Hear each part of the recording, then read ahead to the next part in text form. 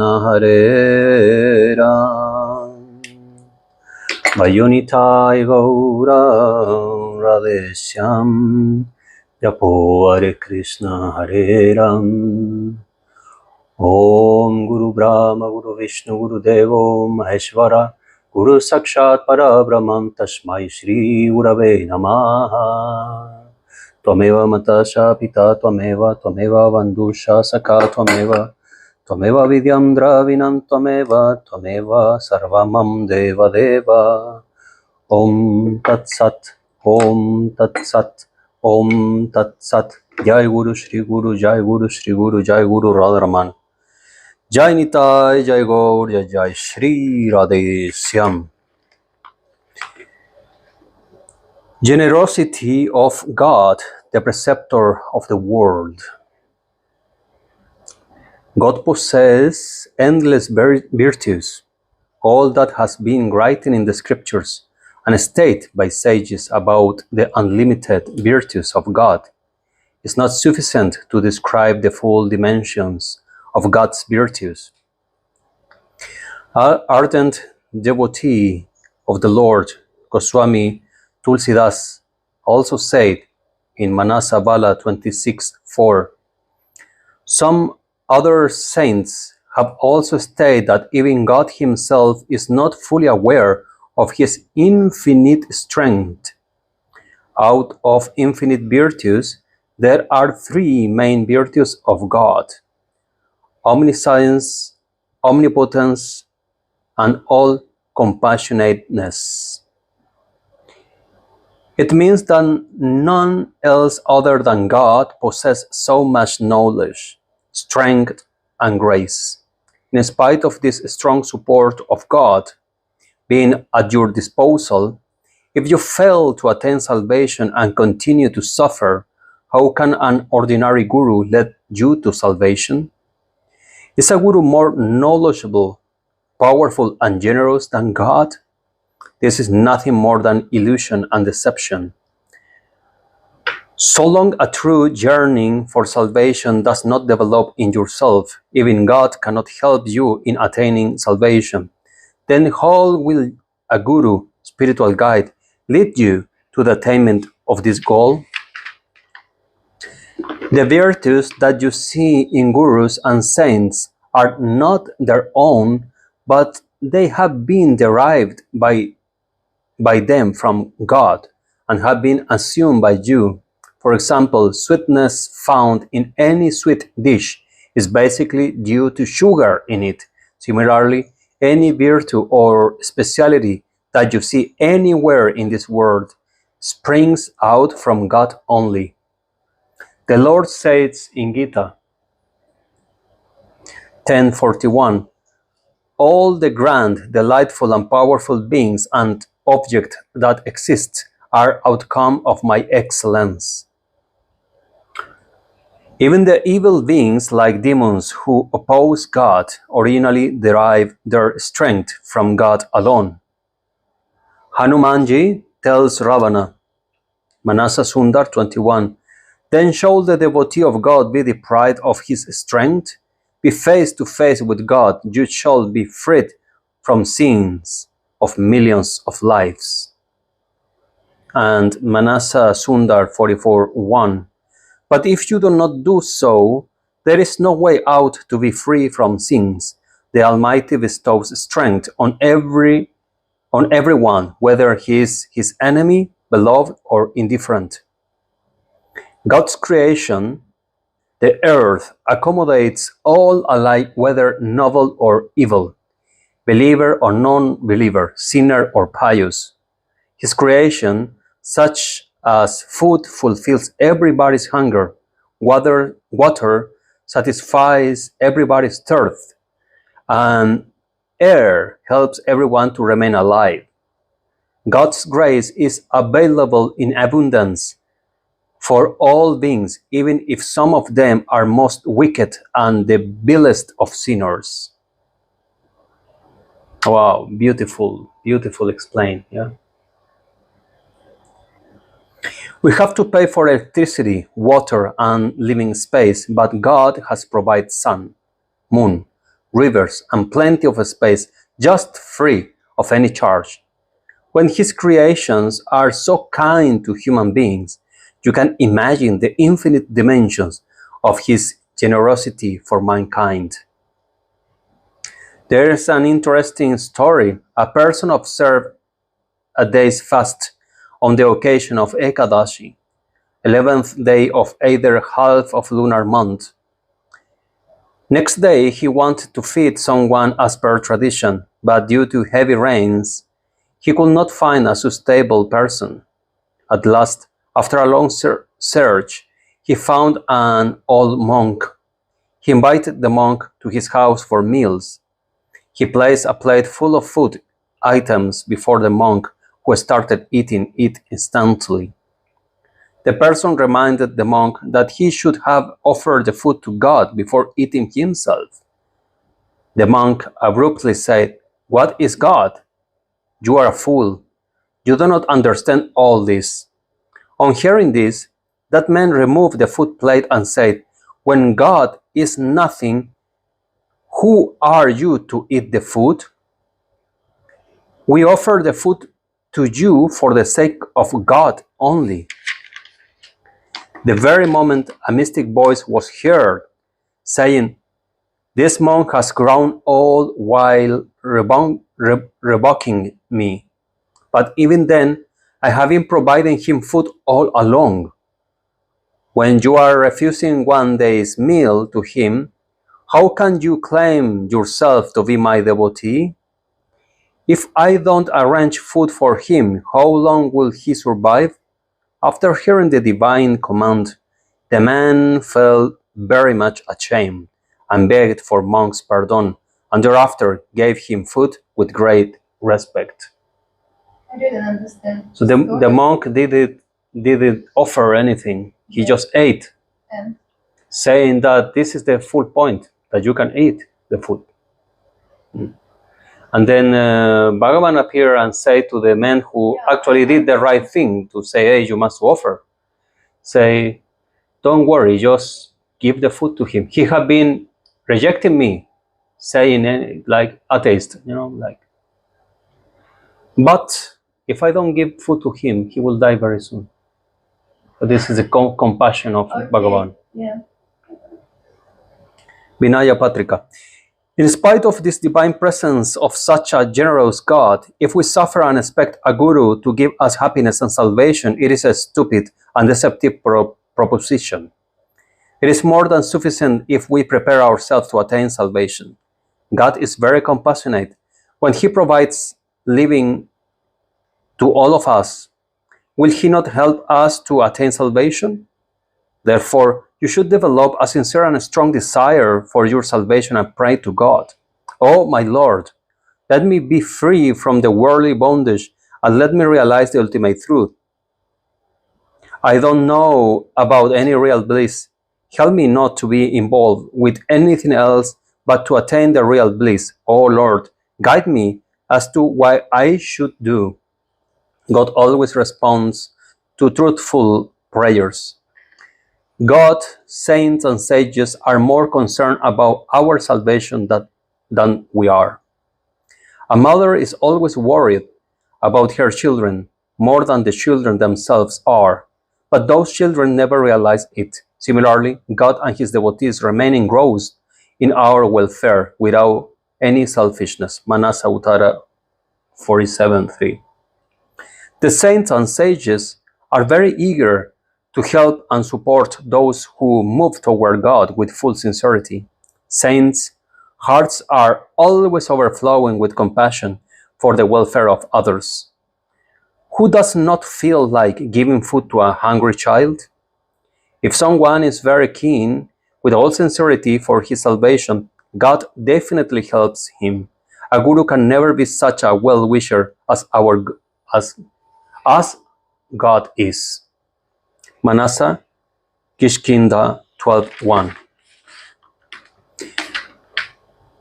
And the next chapter, question and answers about Guru. I want to make a small parenthesis here to explain what I consider important to know or to keep in mind while we are reading this.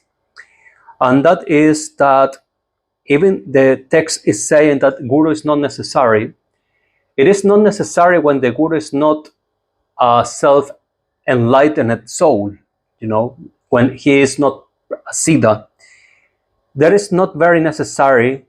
Like for instance, the Indian tradition of family guru, that everybody get diksha from the guru because it's traditional, family guru, stuff like that. Or gurus who are gurus just because the family were gurus already. So they have a child, the child will be another guru, etc., etc., etc. You never know if they are really, truly realized souls. This kind of gurus, this grant is speaking about, but it's not denying the power of a guru, and we should never deny the power of a guru. In terms of, if a Siddha Mahatma is able to help us and wishing to help us in our spiritual process, then that is the biggest gift that Krishna will give to us. Why? Because, let's say, we want to understand Krishna, we want to worship Radha and Krishna, but we don't have a proper guidance on this. Proper guidance does not mean any kind of guru. It must be a really realized soul who will guide us to Radha and Krishna. But if we don't have that, what will happen? That we will get, okay, a bunch of books, Vedic literature, text, granthas. Then, because we will not understand much what is writing there, any of you have been reading like Vedic text? Really, they sounds a little bit like sutras, like very condensed information, very difficult to realize what is it. If any of you have been even reading Vedic text, I am not talking about the Upanishad Puranams, I'm talking about Vedic text, Rig Veda to say, can you say to me where it reads Krishna or Mahamantra or something like that? We will not find any of this kind of information. So to really extract the nectar of the Vedas will be very difficult for one life. Maybe we will expend many lifetimes in realizing this truth. So then we can go to, okay, we realize Gauranga Mahaprabhu is Bhagavan himself. Okay, we want to study Gauranga Mahaprabhu, but you get all the grants, to say all the grants available on the biography of Gauranga Mahaprabhu. Will you be able to really truly understand what Gauranga is teaching or not just by reading the books? Possible with a very big intelligence, a deep intelligence, you can realize some things, but the full context will not be possible in one lifespan. Very basic things to say. You will read that Gauranga Mahaprabhu is doing Sankirtan. What the majority will think. Now Gauranga Mahaprabhu is playing drums and kartals, and chanting. All right, but maybe he's not doing that kind of Sankirtan. Sankirtan has two meanings or two ways of doing. In privacy, like I am now, nobody here, I am here by myself reading and studying. Or I can do Sankirtan, or Sankirtan can be with other people. Our Sankirtan can be to do japa all together, to sit and to do japa. This can be our Sankirtan. Sankirtan means to praise the name of Bhagavan, the name of Hari. Or we can do it by chanting all together. Sankirtan in the mood of Kirtana. Or we can do Sankirtan alone, totally alone. No japa. I can be meditating, just dhyan on the lila of Krishna. This is also Sankirtan. Yeah. So, will you understand this concept if I will not be explaining to you, or if somebody who have been discovering these tattvas, or the tattva indeed have been opening to some sadhaka is not revealing to you, will you be able to realize this truth? For example, in the followers of my Radharaman Charandas Dev Parivar, or Radharaman Gan, as we say, many call Bhajanitai Gaura Shanja Pore Krishna Ram, they call it Updesh Kirtan, Updesh Mantra. But Bhajanitai Gaura Shanja Pore Krishna Ram is not a mantra. This is a Kirtan. It's a Kirtan line. It's not a mantra. So, how you will realize all this if you don't have a realized soul who can truly explain the things? And this explanation, of course, are based on Shastras. Are crystal clear. When you realize this kind of thing, crystal clear, you get the point. Like, wow, I didn't saw it before. Thank you very much. Thakurji. Krishna for this information. So in this case, we need a guru. Of course, we need a guru who will teach us, will give us the mantras, will give us the sadhana, the practice, the what we have to do and what we have to don't. Otherwise, we will do aparat, offenses, sins, and many things that are not leading us to proper to realize our spiritual path. All right, next 56 questions and answers about a guru. Question: how will salvation be attained without a guru? Because it is mentioned in Ramacharita Manas that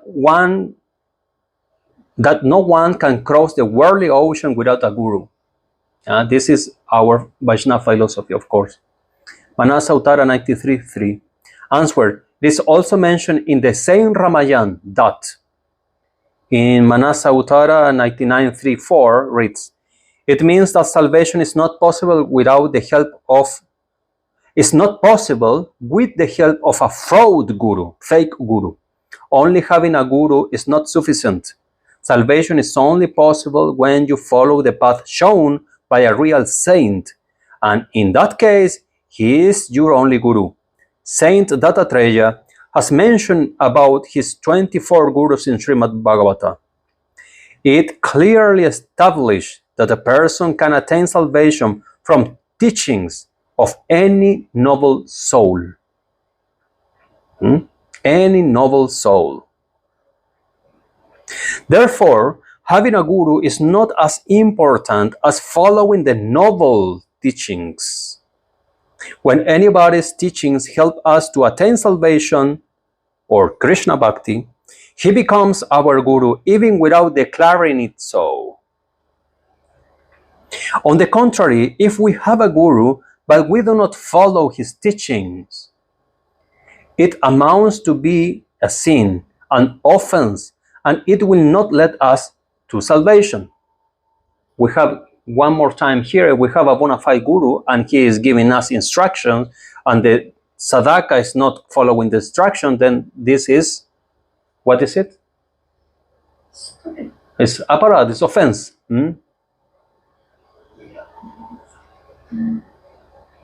Especially if you ask questions to a guru and doesn't follow.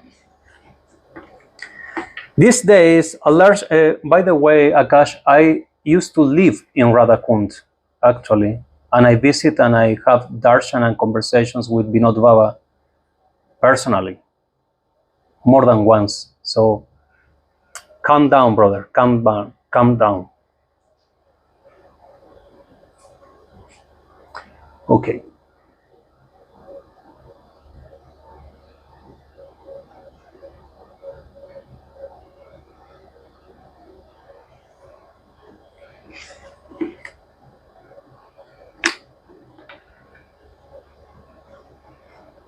On the contrary, if we have a guru, but we do not follow his teaching, it amounts to be a sin, an offense, and it will not lead us to salvation.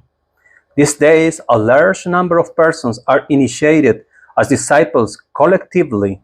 In such cases, neither the guru nor the disciples feel concerned about their salvation. The guru is not worthy to lead the disciples to salvation, and the disciples now are not allowed to go somewhere else. Hence, it creates a hindrance in the upliftment and salvation of the disciple.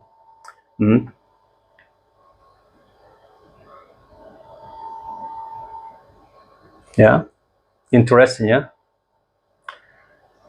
Talking about Puridam, you know that Bhajanita Gaura Shanja Pore Krishna Hare Ram is the only kirtana that you can chant inside the Jagannath Mandir. Yeah. In the Jagannath Mandir, only two parivars to say has permission to do kirtan inside the Jagannath Mandir. You know, one of those groups is the group of Radha Raman Sharandas Dev, who are chanting Japo Bhajanita Gaura Shanja Pore Krishna Hare Ram. In the Samadhi of Haridas Thakur Namacharya, what they are chanting there, Bhajanita Gaura Shanja Pore Krishna Hare Ram, are not chanting Hare Krishna Mahamantra. In the Bhajan Stali, where Haridas Thakur did his 3 lakhs daily in Jagannath Puri, what they are chanting, Hare Krishna Mahamantra? No, they are chanting Sri Krishna Chaitanya Prabhu Nityananda, Hare Krishna, Hare Rama, Shri Radhe Govinda. Hare Krishna, Hare Rama, Sri Radhe Govinda. They are chanting that. Don't close your mind, be a little bit open, be intelligent, use your brain, study the Shastras, and don't criticize out of ignorance, okay? So sad to see people like this. You are welcome to learn and to study. What I am saying here, yes, is provocative, but what this want to provoke is people to study the Granthas and not to just repeat what they have here. Study the Shastras. Study the Shastra, brother. You are Indian, I guess. Vijay Krishna, your name is not a special diction name, I see. Kirtanijas. Okay, if you do kirtan, learn what is a kirtan. Learn, study what are the kirtans of Mahaprabhu. Have you ever read Chaitanya Bhagavat and Chaitanya Charitamrita complete? Kavi Karnapur work on Gauranga Mahaprabhu, have you read that? Tell me there where it reads that Mahaprabhu did Hare Krishna Mahamantra Kirtan. Nowhere. He teach Mahamantra in Japa. All the kirtans of Mahaprabhu are right in there, brother. What they chant in Srivasangan, what they chant there, 9 hours every night until the sun came up, what they chant. Harinama, Krishna Yadavaya Nama, Gopala Govinda Ram Shri Madhusudan. They chant Ram Narayan, Ram Narayan, Ram Narayan, Ram Narayan, Krishna, Krishna, Krishna, Krishna, Krishna, Krishna, Paniman, Krishna, Krishna, Rakshaman. Please don't speak out of ignorance. Study first. And when you study, you will see that maybe I am not your enemy. I am not against you. You understand what I mean?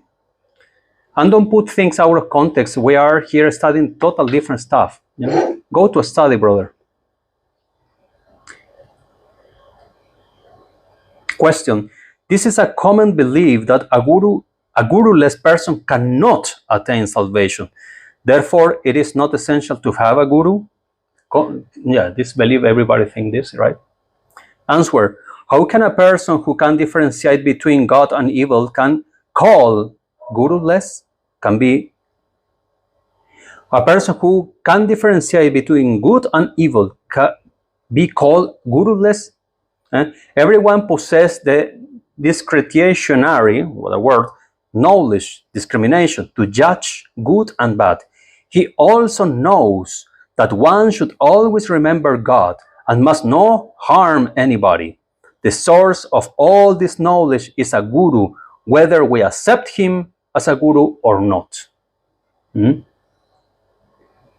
A person who has made a guru but does not follow the teachings of his guru is indeed guruless and is held guilty for disobedience. But how can a person who does not have any guru become guilty? It is not necessary that one can attain salvation simply by having a guru, but one can attain it by one's own yearning and strong desire rather than by having a guru. God is the guru of the whole world. You are also a part of this world. Then how can you be guruless? How beautiful. It is always beneficial to stay in company of noble saints and follow their teachings. Guru-disciple relationship or bondage is never required. Actually, the God-realized, enlightened, and devoted saints never like to have disciples. You should be benefited by following their teachings, even without accepting them as your gurus. If you do not follow their teachings, it shall not amount to be a sin. But if you have a guru, but do not follow his commands, it is a sin, guilt.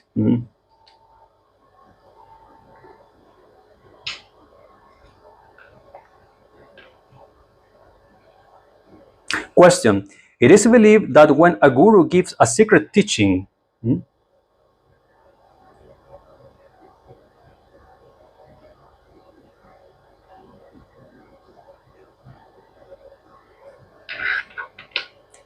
it is believed that when a guru gives a secret teaching, guru mantra, it becomes more effective. It is true? Answer. Such a secret teaching or guru mantra shall be effective only when the guru, teacher himself, is effective. One who does not possess any effective power, how can he impart effective strength through his secret teachings? Therefore, it is said, it means that the utterance of a realized saint are as powerful as the teeth of an elephant, which breaks open the door of ignorance. An elephant can break the doors of a fort with the help of his teeth, but it is not possible to do so merely with the help of his teeth alone without the elephant. The reason being that the actual strength is confined in the elephant, not in his teeth. Similarly, effective influence lies in the nobility of the saint and not in his hollow utterance alone. If a guru is imparting mantra, is giving mantra, diksha mantra, this mantra must be awakened in the guru first. The guru must be crossing a time of special sadhana for his mantra. So the mantra will be awakened, and this count Mahamantra and any other diksha mantra. It's like mantra siddhi. Yeah, he must have attained first mantra siddhi. It's not enough that I hear the mantra, I give the mantra, and the mantra will have power in the disciple. No, it doesn't work like that. The guru must to have the mantra siddhi, so to achieve perfection. And in the case of Gaudiyas, we have clear instructions coming from Gauranga Mahaprabhu and also from Brahmadev himself, and different granthas are telling us exactly what is the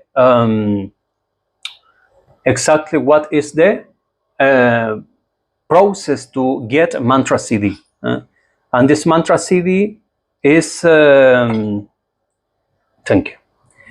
This mantra siddhi is the repetition of the Mahamantra in a jagya form for 35 millions of times in one lifespan. In one life, in this life, we must repeat 35 millions of times. How many years it is doing 64? Mahamantra. I didn't hear. 35 millions repetition for mantra siddhi and Mahamantra. How many years we must to chant 64 rounds? We did this math before. I don't remember. Well, anyway, so if we do this jagya, but for mantra siddhi, we must to do the Mahamantra as Sri Gauranga Mahaprabhu explained. And what he explained, Mahaprabhu explained clearly that we must to chant the Mahamantra or repeat the Mahamantra with the mala, doing japa. This appears in Chaitanya Bhagavata 2:23-77, and it reads clearly that you, this is the Mahamantra, all of you repeat this Mahamantra with a prescribed number. The prescribed number means the mala. So when you have the mala, you repeat, and this repetition 35 million times will get you mantra siddhi if you do correct. And correct means that the numbering of your mala must be always in japa. Mahamantra chanting out loud without japa, or walking or driving, for example, this will not give results. Matter nothing if people, Babajis or Swamis or whoever is doing that way, does not matter. 14 years, says Vedic Connection, Jay Sri Radhe, Jai Nita, Jai Gaur. 14 years. So with 14 years, you should achieve mantra siddhi as per scriptures. But the scriptures also give very clear instructions on how you will achieve the mantra siddhi. So our Hari Bhakti Vilas, Gopal Bhatta Goswami, Sanatana Goswami, they say clearly, by walking, lying down, eating, thinking in something else, this mantra repetition will not give results. So what does it mean? That if you truly want to achieve mantra siddhi, you must to sit down, properly sit down, like like a proper yogi, because it's bhakti yoga, you sit down in your asana. Indeed, in Hari Bhakti Vilas also is explanation of your asana, how you prepare your asana, and you start repeating. This repetition, each repetition counts into these 35 millions of repetitions. So this way you will achieve mantra siddhi.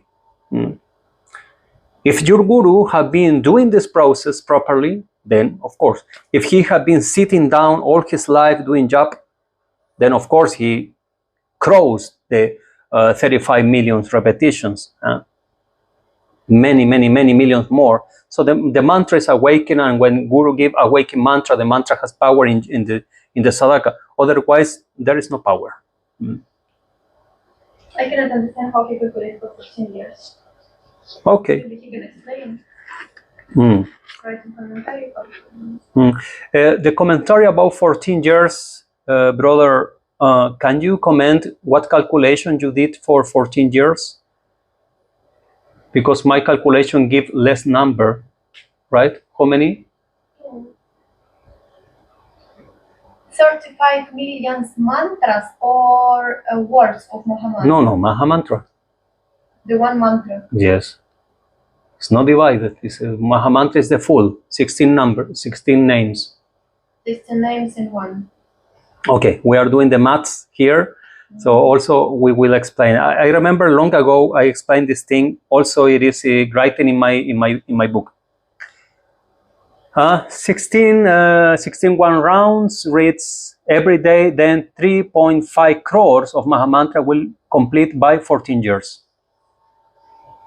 All right. Thank you very much. Thank you. Jainita, Yarra Raman. Let's continue.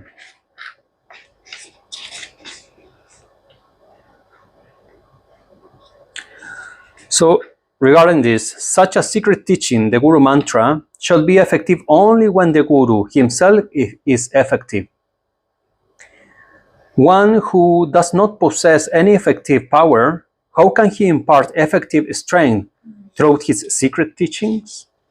Therefore, it is said, it means that the utterance of a realized saint are as powerful as the teeth of an elephant. Powerful. Nowadays, so many people are found of becoming gurus and propagating their sects, but none of them are bothered about the salvation of human being. The size of such sects do expand, but it does not help in attaining knowledge of the truth.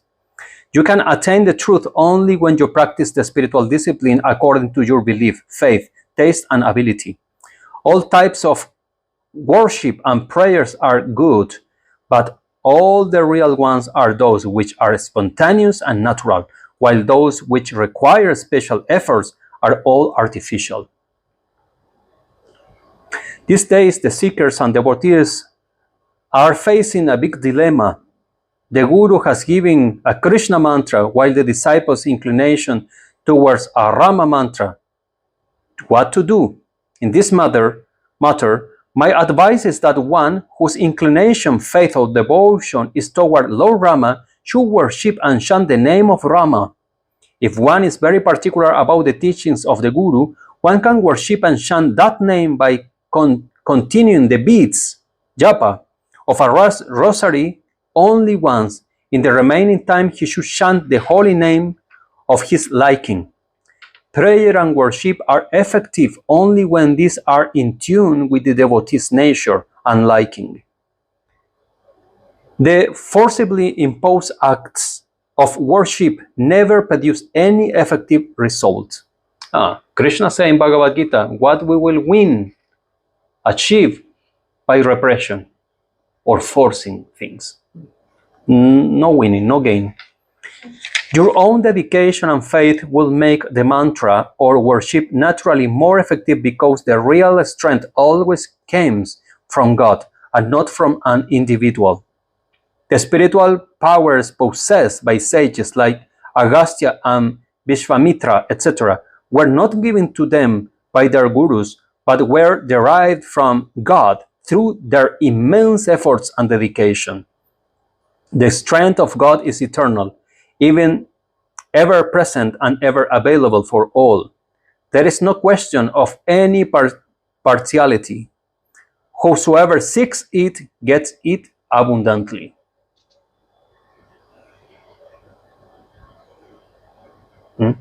Question: is awakening the Kundalini possible without a guru? Answer: it is not possible to attain God or salvation by awakening of Kundalini.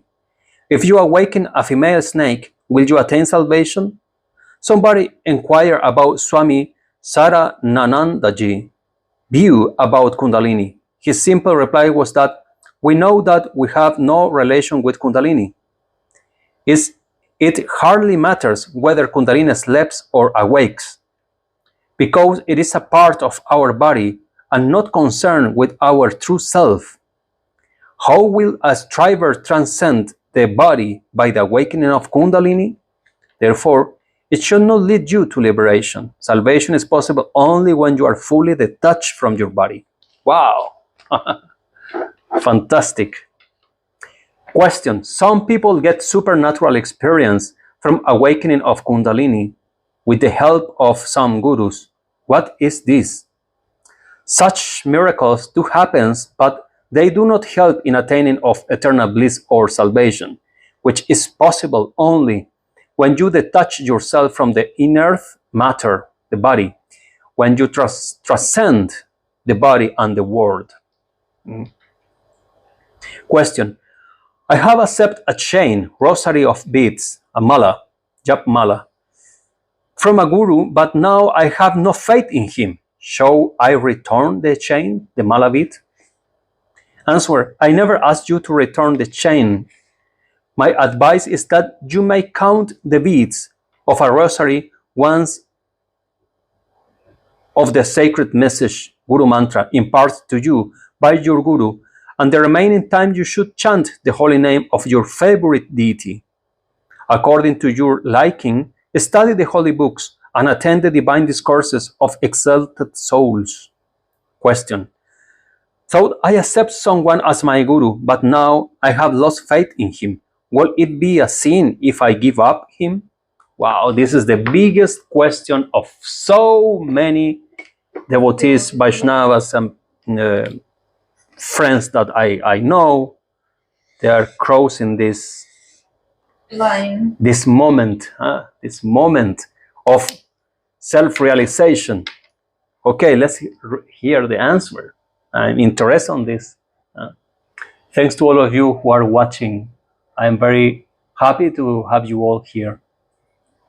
Answer: when you have developed a strong disliking for the Guru you made earlier and have lost faith in him, it means that you have left him. Better thing would be neither to criticize him nor to have any bondage with him.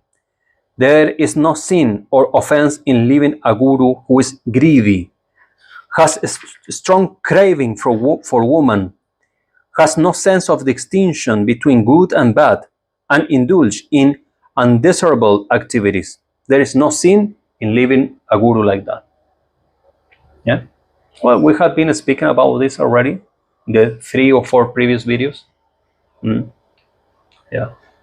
But if you are living a real saint just because you want to have more room for your own self-gratification, that is a big sin. Because a real saint, a real guru, is Krishna himself in the guise of an old man or a woman who is your spiritual master. That we should never leave. But also there is a second part of this same story, kind of life experience, and I want to share with you this because I have a few questions sometimes from devotees from different countries. They say, yeah, I believe in my guru, I believe in Gauranga Mahaprabhu, but I have no power to keep it on, to do my sadhana, to wake up earlier. I have no power to be like so in the discipline and to be a sadhu. I have no adhikar for being a sadhu. So what I said as an answer to this is what I hear also recommendation from big souls, is that, and this appears also in Charit Sudha, in Life of Love, you can read this as well. Radha Ramancharan Dasdev Mahapurush said to his disciple, who said, I have been reading the Goswamis' biographies, and this disciple, very innocent, beautifully, he was crying with all his heart in front of his Gurudev, Radha Ramancharan. Why you are crying, my son? It's because I read the biographies of the Purvacharyas, our Goswamis, and how they were so renunciant, so detached from the world. Sanatan was eating only a bowl of, dove, a small bread, one per day. Others were not eating. Haridas didn't eat in almost the whole day, 15 hours of sadhan. And what I am doing, just eating and sleeping, I feel I have no qualification for this. Then Radha Raman say, it's okay. If you have no power like them, it's normal. We are Kali Yuga people. They are Nitya Siddhas. Their spiritual power is beyond barriers. They are eternal. They are as powerful as Krishna. You understand what I mean? So Radha Raman say, if you cannot do anything like them, don't worry. At least don't do anything against the instruction of your guru. What your guru have been instructing you, your principles, keep that. Maybe you cannot do like such a hardcore kind of ekalashis, full fasting or this and that. Okay, do the basic, but don't do things against that. You understand what I mean? So we can keep this process even if we are very fallen souls, but let's not do the things against our Gurudev instructions. And the ones who has no a living guru yet, then, well, Bhagavad Gita is our guru as well. And Srimad Bhagavatam is full of instructions for our spiritual upliftment, development. If a guru, out of his false ego, forgets what to do and what not to do and proceed on a ground path, he should be given up. It is sanctioned by the scriptures. This appears in Guru Gita.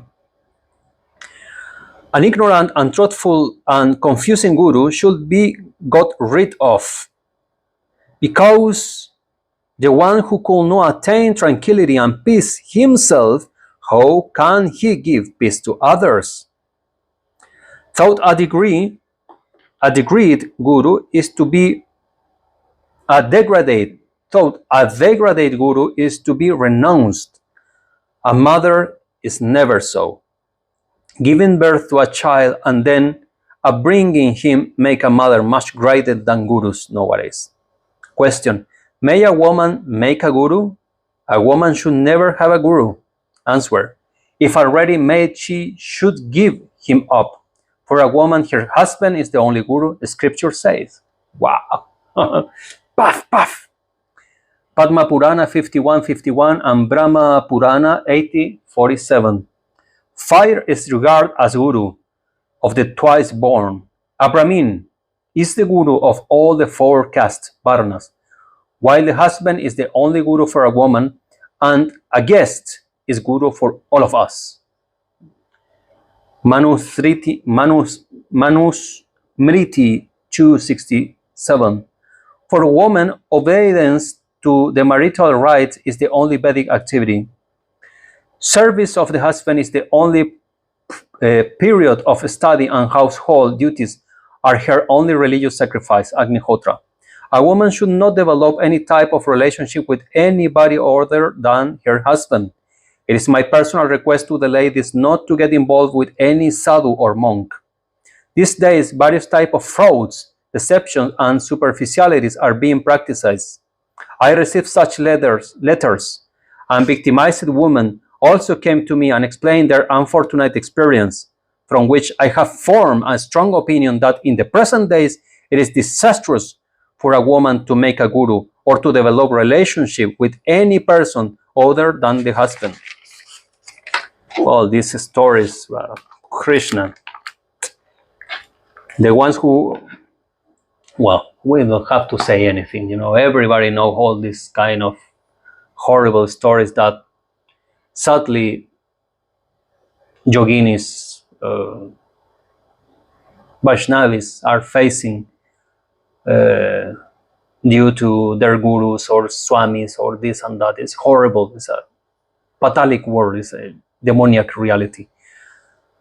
But the Shastras are telling this clearly. We want to follow or not follow. If we don't follow, okay, deal with it. What is happening? What is coming? What is happening? So, dear wife, you can serve me by bringing me a glass of water, please. A monk should also not initiate any woman as his disciple.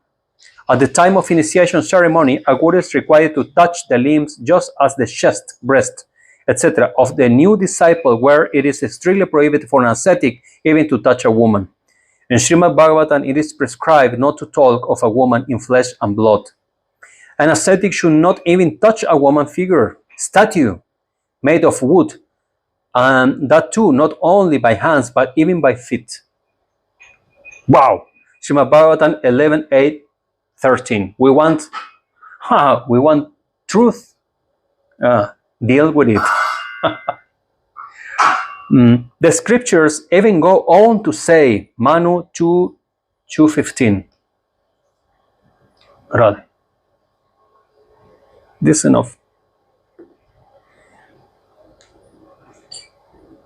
A man should not remain with his mother, sister, and daughter in a lonely place because sensual temptations are very strong, which even the learned person cannot overcome or resist. Honestly speaking, I will tell you one thing. When I was younger, just starting in this Vaishnav journey, when I read this about a brother cannot be with a sister or a father with the daughter, I was thinking, okay, this is too much fanatism. This is too much. But as I grow older, I have heard from first person, people who have been telling me, the person who have been telling me this kind of cases. And they are more often and common than what we think, actually.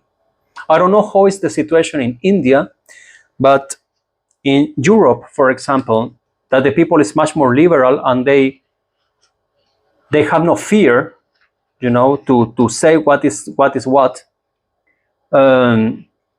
This case of parents violating the girl or the boy, children, is a very big thing,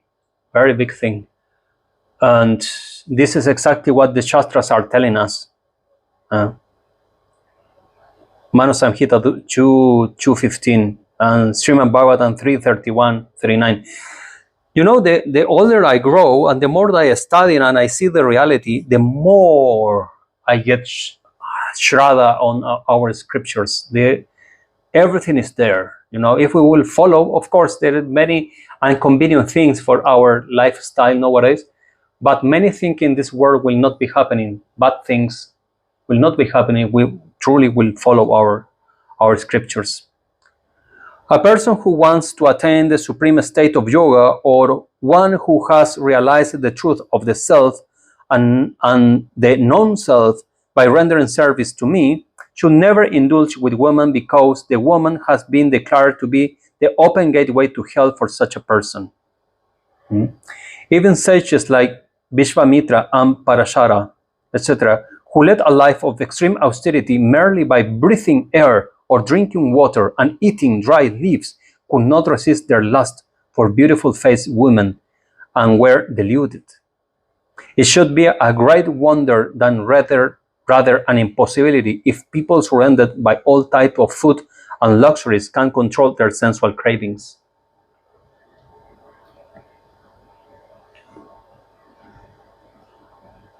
This brings to my mind some interesting things I learned actually in Finland. But I think I will leave this for next reading. Let's continue. Under such situation, those people who initiate young women as their disciple and keep them in their ashram can attain liberation in their lifetime. It is unbelievable, rather impossible. How can such person help you? It will be a pure and simple breach of trust. Question. It is sometimes said that a realized exalted soul is not adversely affected even if he indulges in worldly pleasures. It is correct? Answer. It is just impossible. Total liberation and indulgence in worldly pleasure can never go together. Craving for pleasures vanish even during the period while the aspirant practices spiritual discipline. The question of such pleasures does not arise at all for a realized soul. Such nonsense utterances are made of and spread by selfish and unscrupulous elements for their selfish ends. It is said in Ramayana, even after attaining the supreme knowledge of real self, if a person remains engaged in irresponsible conduct, such as impure food, then what is the difference between that so-called realized soul and a dog? Skanda Purana, Kasi 40:107. One who indulges in sex with a woman even after renouncing the world, such as sannyasi, has to spend 60,000 years as an insect in the excrement. Well, I know many new insects in the nightlife. Wow. Power. Skanda Purana. Desires are real cause of worldly pleasures, and a person attains liberation only after getting rid of such desires fully. Worldly desires disappear even of a striver when he starts spiritual practice. If at all it is mentioned somewhere in a volume that a liberated soul is not even spoiled by indulging in material pleasures, it is there to show the dimensions of his greatness and glory. It is not a rule. For example, it is mentioned in Gita that a liberated soul who has diluted his ego and whose intellect is not tainted is never regarded guilty of killing, even if he does not, killing, even if he does so, nor he is bound. Does it not mean that he actually kills anybody? That you will never be contaminated, but it does not mean that you must go, to contaminate yourself because you are a realized soul. This is ridiculous. I will tell one story. Many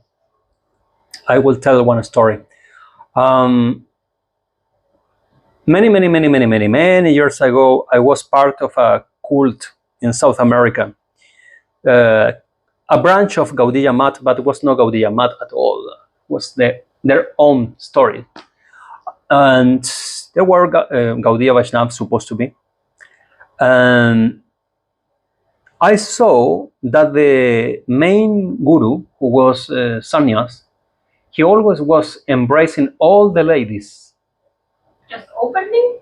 Embracing, yes, but for the picture, Gurudev picture, and he embraced the ladies and picture with them. Oh, Krishna protect you, Krishna here, Krishna. Everybody was thinking, oh, he's so spiritual that he has no desire. And when I start growing, I start saying, hey,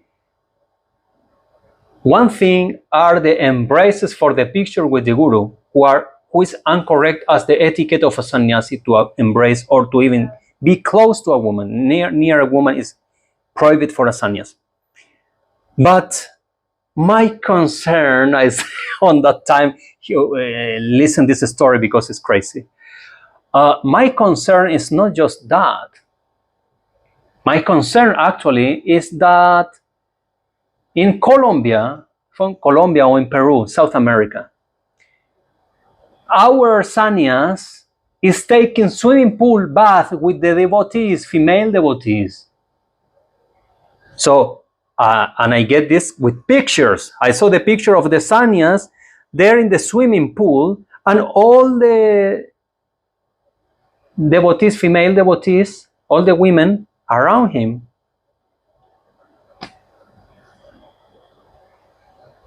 Actually, he was looking like a playboy, you know, not like a sannyas anymore. And I say, is this any correct? And what the answer I have, this is when brothers and sisters, when we get this kind of answer, listen attentively. When you get this kind of answer in front of this kind of problem, is because the things are very, very wrong. So the answer was, but he's a pure soul. He has no desires. Well, pure soul? All right. It was that very time that I started walking out of that sect, right? And I left the sect, and after some years passed by, and then in the news, in the TV news, and all on the media, were the accusations of dozens of women who were sexually assaulted by this monster. In Colombia, in Peru, in all Latin American countries. Strangely, he didn't make that in Europe with the disciples in Europe, because in Europe people has money, have culture, people is not that stupid. But in South America he did, because people is more poor and ignorant. How horrible. So when we hear this kind of, no, he's so pure, he has no desires, the things are very wrong, brothers, because this story is repeating everywhere. In all the cult, the same story is repeating. So there is the ring bell. It's time to go. It's time to go.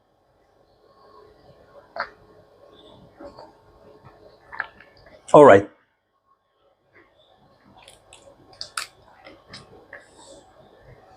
For example, it is mentioned in the Gita that a liberated soul. Okay, this we read. Question: a guru can perform a powerful mystic infusion of strength in the disciple. So, is it not necessary to have a guru?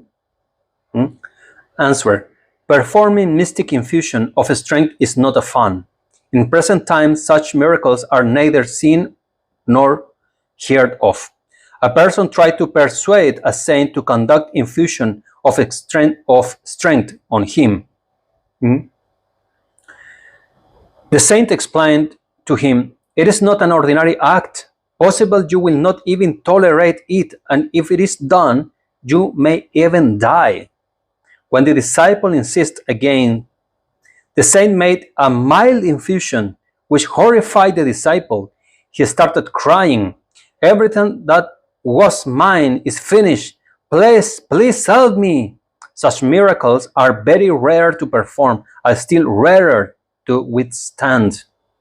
Wow, here I remember the story of Vijay Krishna Goswami. When he get the Diksha, he was many months vegetable. He cannot move the body. He was unconscious. After the Diksha power of his guru, boom, he almost left the body. For several months. This is real Diksha power, Siddha Guru. But also I have a story when I came first time to Vrindavan by myself, and I stay alone here for a couple of weeks. I remember I stayed in Vrindavan, and I did japa, vegetarian, everything was like kind of in order. Well, many years ago. And in the middle of the night, well, it was around 9 p.m. I went to sleep, and I am lying down in the bed, very happy that I am doing parikram every day, seeing the deities. It was my first time to be properly focused inside Vrindavan. And I am going to sleep, and in one moment I feel something I never felt before. It was like a panic attack, but a terrible panic attack, with the feeling that now this whole universe that I know is being destroyed. It will be destroyed. And in that very moment, I see my friends in the mind. I see my mother, my father, brother, sister. I see many things I like to do, food, stuff, everything. I start seeing in front of me and understanding 100% and all of this will vanish.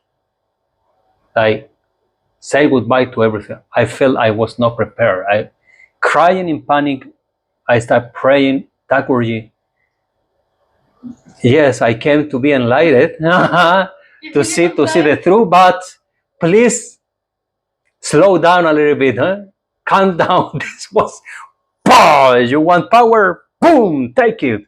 Was like that. It was so hardcore. Yeah, many hours ago. Yeah, it was like 1 or 2 years. 1 or 2 hours. About I was there controlling my breathing, doing japa in the door of my room. I was not able to go inside to try to sleep again, And then I say, okay.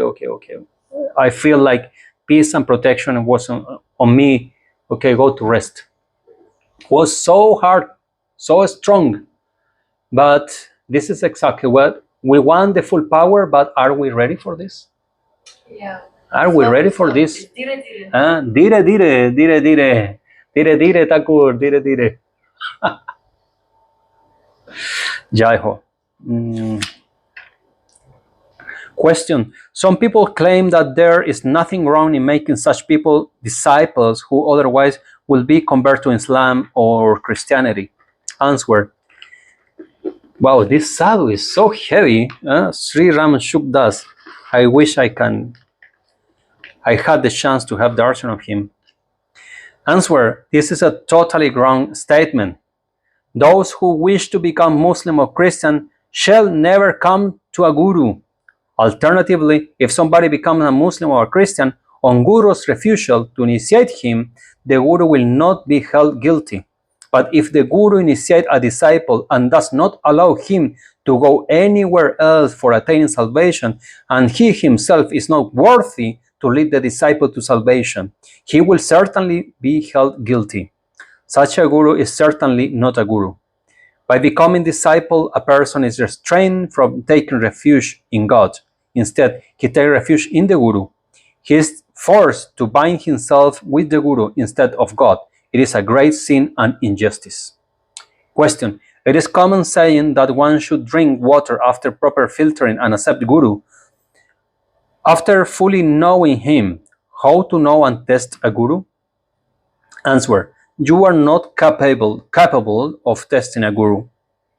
If you can test a guru, it means that you have become superior to him. How can a junior inferior can test a senior superior one? An examiner is always senior. Under such a situation, instead of making a guru, study the sacred text and have association with saints who intensify your desire to attain God, who dissuade you from evils and encourage toward virtues, who always remind you of God and enhance your faith and reverence for the Almighty. And finally, all your doubt disappeared, and moreover, never expect any reward in return from you. Get benefit from their pious company without establishing a guru-disciple relationship. If you find anything wrong in their company, move on to a better company. As a matter of fact, a guru is never tested. Rather, you yourself are put to a test. There is an interesting story about it. There was a young ruler. He called a meeting of elderly, respectable, and knowledgeable persons of his kingdom and invited their comments about the rule of his grandfather, father, and that of himself. He said to them, "You people have witnessed conditions of all the 3 periods of our rule. Which period do you regard to be the best?" An old man stood up and very humbly said, "We, being your subjects, have no right to give any judgment about you people. However, I can say something about myself." The ruler asked him to come forward and say whatever he felt like about himself. He started to say that during the regime of his grandfather, he was a strong man. One day, when he was passing through a jungle, he heard the scream of a woman. It was night time. After some time, he could locate a young lady with bridal dress and jewelry. Sitting hidden in a corner, she told him that while she was going from her parents' house to her in-laws' house with her relatives, some dacoits started fighting with them, and she ran away from there and took shelter in that corner. She also disclosed the name of the village of her father-in-law, and also the name of her father-in-law, whom he knew. He took the lady with him like a daughter and handed over her to her in-laws.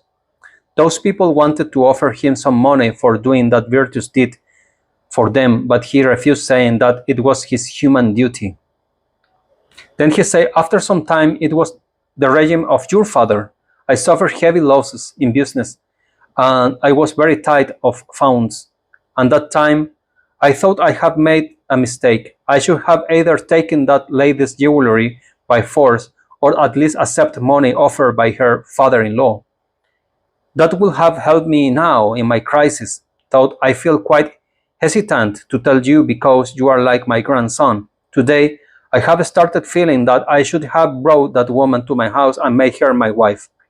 She herself and her wealth both would have been giving me ample support. Now I have narrated my experience. How can I dare to say how good your regime is? The ruler could clearly understand what the old intelligent man had said. It is very clearly indicated that subjects are always shaped in their rulers by their rulers.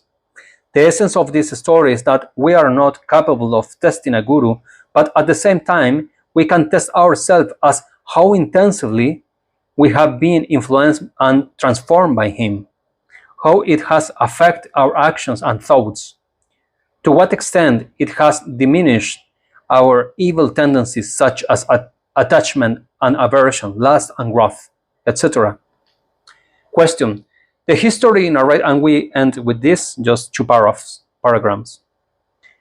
Question. The history narrates a number of examples which prove essentially of having a guru. What is your opinion? Answer. History is never the concrete proof of truth. It is never solid, firm, but always hollow, because it can never be fully known as to understand what situation a person did sometime and in what context. Therefore, lessons can be taken from the history about good guidance. However, truth may be known through the scriptures only. What have been sanctioned and what have been forbidden. Sanction is more powerful than history, and prohibition is stronger than sanction. Most of the belief and greatness about gurus have been propagated by those who are fond of becoming gurus. Therefore, one should remain cautious in the present times of Kali age especially. Wow, wow, wow, wow. So for the next reading and last of this series of Salvation without a Guru, we have 1, 2, 3, 4, 5, 6, 7.5 pages. Have been super interesting, at least for me, to be reading here, to be sharing with you all who are listening this series on Gurudev. And yeah, it's good to speak out loud some topics so everybody can be aware as well. Since there's so much mythology regarding to Guru, so we must really know what the saints think truly about what Guru is and what